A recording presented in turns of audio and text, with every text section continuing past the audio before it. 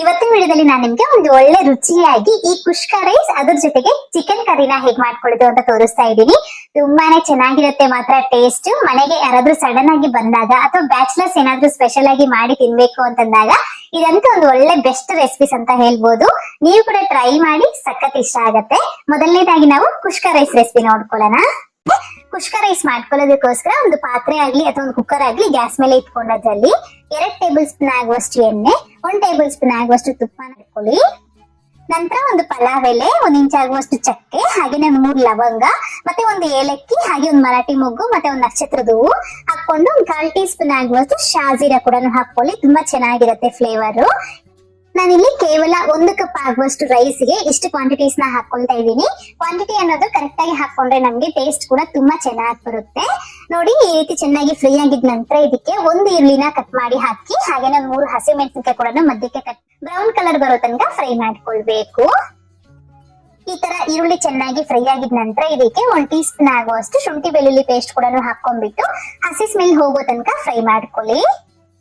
ಆಮೇಲೆ ಇದಕ್ಕೆ 1 ಟೊಮೊಟೊ ಹಣ್ಣ ಉದ್ದಕ್ಕೆ ಕಟ್ ಮಾಡಿ ಹಾಕಿ, ರುಚಿಗೆ ತగ్గಷ್ಟು ಉಪ್ಪು, 1 ಟೀ ಸ್ಪೂನ್ ಆಗುವಷ್ಟು ಧನಿಯಾ ಪುಡಿ, 1/4 ಟೀ ಸ್ಪೂನ್ ಆಗುವಷ್ಟು ಅರಿಶಿಣದ ಪುಡಿ, 1 ಟೀ ಸ್ಪೂನ್ ಆಗುವಷ್ಟು ಖಾರದ ಪುಡಿನ ಹಾಕೊಂಡ್ಬಿಟ್ಟು 1 ಟೇಬಲ್ ಸ್ಪೂನ್ ಆಗುವಷ್ಟು ಪುದೀನ ಸೊಪ್ಪುಗಳನ್ನು ಸಣ್ಣದಾಗಿ ಕಟ್ ಮಾಡಿ ಹಾಕೊಂಡ್ಬಿಟ್ಟು ಚೆನ್ನಾಗಿ ಮಿಕ್ಸ್ ಮಾಡಿ, ನೀಟಾಗೆಲ್ಲ ಮಿಕ್ಸ್ ಮಾಡ್ಕೊಂಡಿದ್ದ ನಂತರ ಪ್ಲೇಟ್ ನ ಮುಚ್ಚಿ ಟೊಮೊಟೊ ಹಣ್ಣು ಮೆತ್ತಗಾಗೋ ತನಕ ಹಾಗೆ ಬಿಡಬೇಕು ಕಡಿಮೆ ಉರಿನಲ್ಲಿ. ನೋಡ್ಬೋದು, ಈ ರೀತಿ ಟೊಮೊಟೊ ಹಣ್ಣು ಚೆನ್ನಾಗಿ ಮೆತ್ತಗೆ ಹಾಕ್ಬಿಟ್ಟು ಸ್ವಲ್ಪ ಎಣ್ಣೆ ಬಿಟ್ಕೊಳ್ತಾ ಇರತ್ತೆ. ಹಾಗೆ ಇದಕ್ಕೆ ನಾವು 2 ಟೇಬಲ್ ಸ್ಪೂನ್ ಆಗುವಷ್ಟು ಮೊಸರನ್ನ ಚೆನ್ನಾಗಿ ರೀತಿ ಬೀಟ್ ಮಾಡಿ ಹಾಕೊಳ್ಬೇಕು. ಮೊಸರು ಮಾತ್ರ ಕಂಪಲ್ಸರಿಯಾಗಿ ಹಾಕೊಳ್ಬೇಕಾಗತ್ತೆ. ಫ್ರೆಶ್ ಆಗಿರೋ ಮೊಸರು ಹಾಕೊಳ್ಳಿ, ಚೆನ್ನಾಗಿರುತ್ತೆ ಟೇಸ್ಟ್. ಮೊಸರು ಹಾಕೊಂಡ್ಬಿಟ್ಟು ಕಡಿಮೆ ಉರಿನಲ್ಲಿ ಮಾತ್ರ ಚೆನ್ನಾಗಿ ಒಂದ್ಸತಿ ಮಿಕ್ಸ್ ಮಾಡ್ಕೊಳ್ಳಿ. ಚೆನ್ನಾಗಿ ಮಿಕ್ಸ್ ಮಾಡ್ಕೊಂಡಿದ ನಂತರ ಸ್ವಲ್ಪ ಒಂದೇ ಒಂದು ನಿಮಿಷ ಹಾಗೆ ಬಿಟ್ಬಿಡ್ಬೇಕು ಕಡಿಮೆ ಉರಿನಲ್ಲಿ.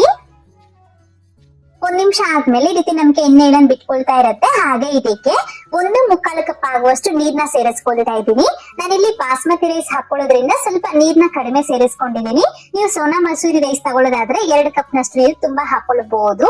ಮತ್ತೆ ಸ್ವಲ್ಪ ಸಣ್ಣದಾಗಿ ಕಟ್ ಮಾಡ್ಕೊಂಡಿರೋ ಕೊತ್ತಂಬರಿ ಸೊಪ್ಪು ಕೂಡ ಹಾಕೊಂಡು ಚೆನ್ನಾಗಿ ಮಿಕ್ಸ್ ಮಾಡ್ಬಿಟ್ಟು ಪ್ಲೇಟ್ ನ ಮುಚ್ಚಿ ಒಂದು ಕುದಿ ಬರೋ ತನಕ ಇದನ್ನ ಹಾಗೆ ಬಿಡಬೇಕು.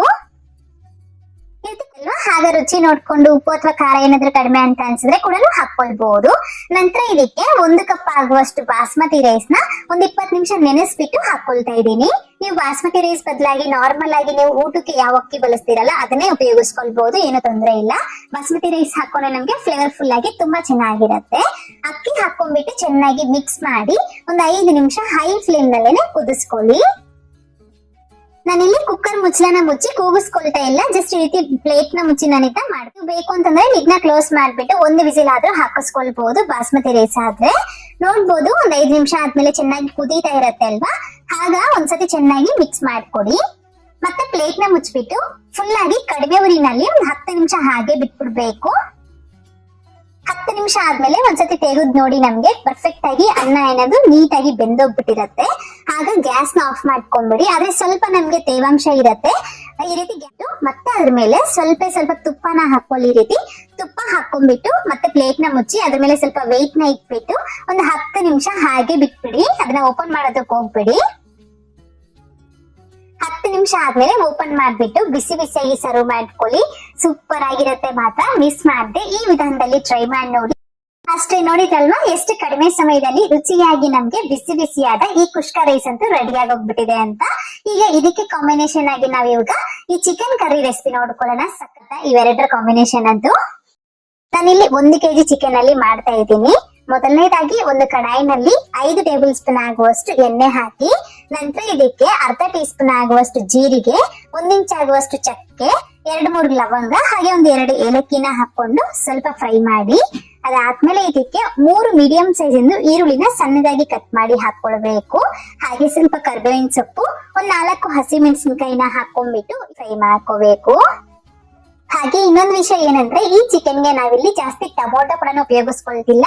ಬರೀ ಒಂದೇ ಒಂದು ಟೊಮೊಟೊ ಹಣ್ಣಿಂದ ನಾನು ಈ ಗ್ರೇವಿನ ಮಾಡ್ತಾ ಇದ್ದೀನಿ. ತುಂಬಾನೇ ಚೆನ್ನಾಗಿ ಬರುತ್ತೆ, ತಿಕ್ಕಾಗಿ ಕೂಡ ಬರುತ್ತೆ.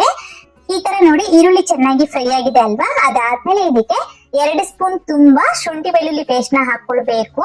ನೀವು ಫ್ರೆಶ್ ಆಗಿ ಮಾಡಿ ಆದ್ರೂ ಹಾಕೊಳ್ಬಹುದು, ಇಲ್ಲಾಂದ್ರೆ ನೀವು ಬೇಕು ಅಂತಂದ್ರೆ ಪ್ಯಾಕೆಟ್ ಸಹ ಉಪಯೋಗಿಸ್ಕೊಳ್ಬಹುದು. ಈ ಶುಂಠಿ ಬೆಳ್ಳುಳ್ಳಿ ಪೇಸ್ಟ್ ನ ಹಾಕೊಂಡು ಸ್ಮೆಲ್ ಹೋಗೋ ತನಕ ಫ್ರೈ ಮಾಡ್ಕೊಳ್ಳಿ. ಕಡಿಮೆ ಉರಿ ಇಟ್ಕೊಂಡು ಫ್ರೈ ಮಾಡ್ಕೊಳ್ಬೇಕು. ಅದಾದ್ಮೇಲೆ ಇದಕ್ಕೆ ಒಂದು ಟೊಮೊಟೊ ಹಣ್ಣ ಸಣ್ಣದಾಗಿ ಕಟ್ ಮಾಡಿ ಹಾಕಿ. ನೀವು ಬೇಕು ಅಂತಂದ್ರೆ ಟೊಮೊಟೊ ಹಣ್ಣ ಹಾಕೊಳ್ಬಹುದು, ಇಲ್ಲಾಂದ್ರೆ ಕಂಪ್ಲೀಟ್ ಆಗಿ ಟೊಮೊಟೊ ಹಣ್ಣು ಹಾಕದೆ ಕೂಡ ಮಾಡ್ಕೊಳ್ಬಹುದು, ಏನು ತೊಂದರೆ ಇಲ್ಲ. ನಂತರ ಇದಕ್ಕೆ ರುಚಿಗೆ ತಗ್ಗಷ್ಟು ಉಪ್ಪನ್ನ ಹಾಕೊಳ್ಳಿ. ನಾನಿಲ್ಲಿ 2 ಸ್ಪೂನ್ ತುಂಬಾ ಉಪ್ಪನ್ನ ಹಾಕೊಂಡಿದ್ದೀನಿ, ಕರೆಕ್ಟ್ ಆಗಿ ಸರಿ ಹೋಗುತ್ತೆ. 1 ಟೀ ಸ್ಪೂನ್ ಆಗುವಷ್ಟು ಅರಿಶಿಣದ ಪುಡಿ, 1 ಟೀ ಸ್ಪೂನ್ ತುಂಬಾ ಧನಿಯಾ ಪುಡಿನ ಹಾಕೊಳ್ಳಿ. ಹಾಗೇನೆ 1 ಟೀ ಸ್ಪೂನ್ ಹಾಗೆ ಅರ್ಧ ಟೀ ಸ್ಪೂನ್ ಆಗುವಷ್ಟು ಚಿಕನ್ ಮಸಾಲ, ಇಷ್ಟೆಲ್ಲ ಹಾಕೊಂಡ್ಬಿಟ್ಟು ಚೆನ್ನಾಗಿ ಒಂದ್ಸತಿ ಮಿಕ್ಸ್ ಮಾಡ್ಕೊಡಿ.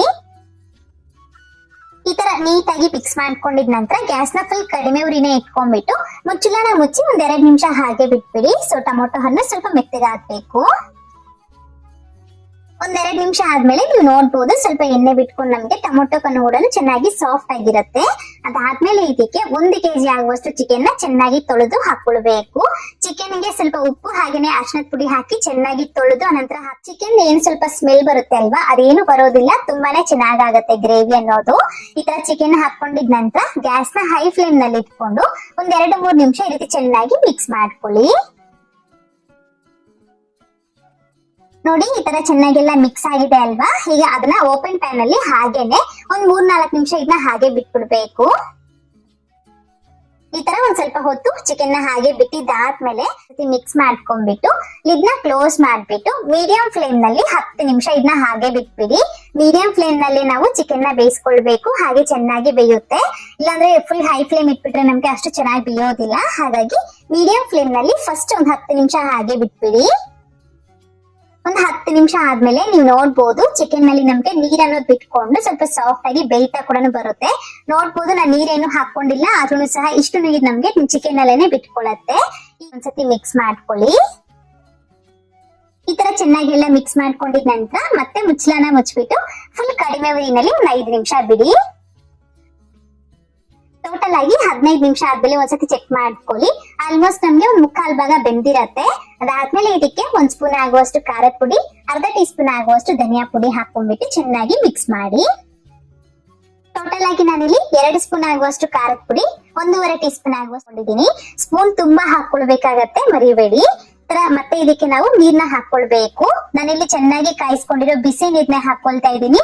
ಕಂಪ್ಲೀಟ್ ಆಗಿ ಬಿಸಿ ನೀರ್ನ ಉಪಯೋಗಿಸ್ಕೊಳ್ಳಿ, ರುಚಿ ತುಂಬಾ ಚೆನ್ನಾಗಾಗತ್ತೆ. ನೀರ್ ಅನ್ನೋದು ನಾನಿಲ್ಲಿ 1 ಅರ್ಧ ಲೀಟರ್ ಆಗುವಷ್ಟು ನೀರ್ನ ಸೇರಿಸ್ಕೊಂಡಿದೀನಿ. ನೀರ್ನಲ್ತೆ ನೀವು ಗೊತ್ತಾಗಿಲ್ಲ ಅಂದ್ರೆ ನೀವು ಬೇಕು ಅಂತಂದ್ರೆ ಆ ಪೀಸ್ ಅನ್ನೋದು ಮುಳುಗುವಷ್ಟು ನೀರ್ನ ಹಾಕೊಂಡ್ರೆ ಸಾಕಾಗತ್ತೆ. ನೋಡಿ ಇಷ್ಟ ನೀರ್ನ ಹಾಕೊಂಡ್ಬಿಟ್ಟು ಚೆನ್ನಾಗಿ ಮಿಕ್ಸ್ ಮಾಡ್ಕೊಂಡು ಒಂದ್ಸತಿ ಕನ್ಸಿಸ್ಟೆನ್ಸಿನ ನೋಡ್ಕೊಳ್ಳಿ. ತುಂಬಾ ಗಟ್ಟಿ ಸ್ವಲ್ಪ ಬಿಸಿನೀರ್ನ ಹಾಕೊಳ್ಳಿ. ಕರೆಕ್ಟ್ ಆಗಿದೆ ಅಂದ್ರೆ ಹಾಗೆ ನಾವಿದನ್ನ ಬೇಯಿಸ್ಕೊಳ್ಬೇಕಾಗತ್ತೆ. ಕನ್ಸಿಸ್ಟೆನ್ಸಿ ನಮ್ಗೆ ಮೊದ್ಲು ಸ್ವಲ್ಪ ತೆಳ್ಳಗನೆ ಇರ್ಬೇಕು. ಇದು ಸ್ವಲ್ಪ ಕುದೀತಾ ಇದ್ದಂಗೆ ನಮ್ಗೆ ಸ್ವಲ್ಪ ಗಟ್ಟಿ ಆಗತ್ತೆ. ಹಾಗಾಗಿ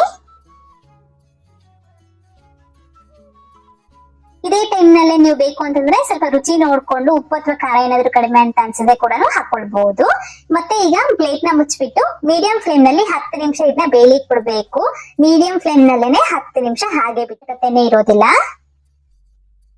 10 ನಿಮಿಷ ಆದ್ಮೇಲೆ ನೀವು ನೋಡ್ಬೋದು ಈ ರೀತಿ ನಮ್ಗೆ ಲೈಟ್ ಆಗಿ ಎಣ್ಣೆ ಕೂಡ ಬಿಟ್ಕೊಂಡು ಗ್ರೇವಿ ಅನ್ನೋದು ರೆಡಿ ಆಗ್ತಾ ಇರುತ್ತೆ. ಈಗ ಒಂದ್ಸತಿ ಮಿಕ್ಸ್ ಮಾಡ್ಕೊಟ್ಬಿಟ್ಟು ಪ್ಲೇಟ್ ನ ಮುಚ್ಚಿ ಫುಲ್ ಕಡಿಮೆ ಉರಿನಲ್ಲಿ 5 ನಿಮಿಷ ಹಾಗೆ ಬಿಟ್ಬಿಡಿ. 5 ನಿಮಿಷ ಆದ್ಮೇಲೆ ಓಪನ್ ಮಾಡ್ಬಿಟ್ಟು ಚೆಕ್ ಮಾಡ್ಕೊಳ್ಳಿ. ನಮ್ಗೆ ಗ್ರೇವಿ ಅನ್ನೋದು ಕರೆಕ್ಟ್ ಕನ್ಸಿಸ್ಟೆನ್ಸಿಗೆ ಬಂದಿರತ್ತೆ. ಹಾಗೇನೆ ಪೀಸ್ ಅನ್ನೋದು ಕಂಪ್ಲೀಟ್ ಆಗಿ ಬೆಂದಿರತ್ತೆ. ಚೆನ್ನಾಗಿ ಬೇಯಿಸ್ಕೊಳ್ಳಿ. ಪೀಸ್ ಚೆಕ್ ಮಾಡ್ಕೊಂಡು ಬೆಂದಿಲ್ಲ ಅಂದ್ರೆ ಇನ್ ಸ್ವಲ್ಪ ಹೊತ್ತು ಕಡಿಮೆ ಉರಿನಲ್ಲಿ ಬೇಯಿಸ್ಕೊಳ್ಬಹುದು.